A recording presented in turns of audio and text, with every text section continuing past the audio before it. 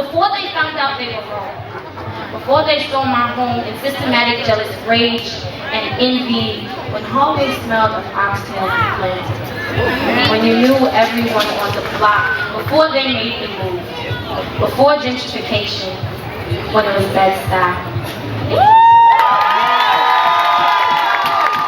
As a poet, I feel like I write about a lot of things that affect my life specifically. So I feel like oftentimes I write things that relate to my life, but in performing them, I also realize that they affect everybody else's lives and their stories that everybody has. Do you hear a lot of traditional storytelling? I don't hear a lot of traditional storytelling. I think I've only heard it once, that time that you participated in the women's thing at Outbreak. But before that, I hadn't. Like, I understand what it is just with my background in, you know, African culture.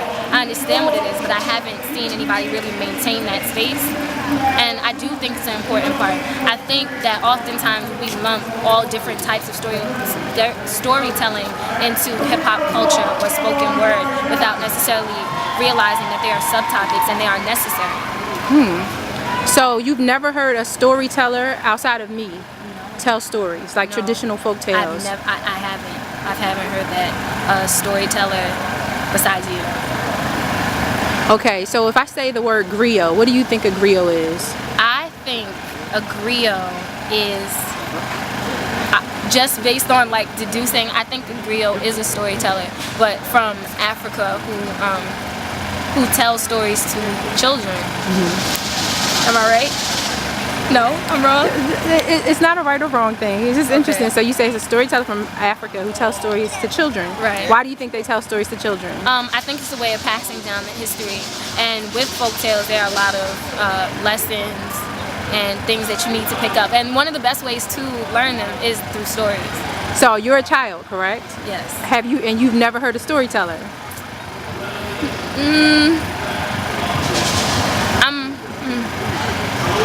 I mean, I haven't. I know my grandmother tells us, you know, bits and pieces of stories.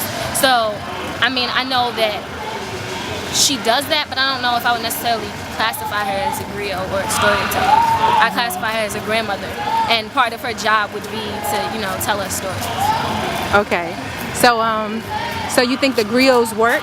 What do you think? What is? If I say, what is the work of the griot? Tell me, what do you think that work is?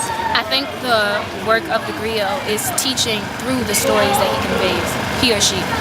Now, what if I tell you that you are a griot? What is your work?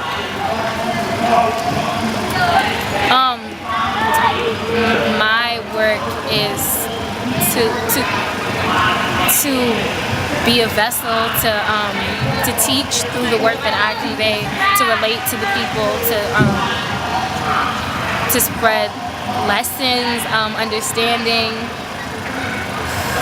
So do you find any commonality between what you do as a poet and what I just said the griot's work is? You see, okay. Yes.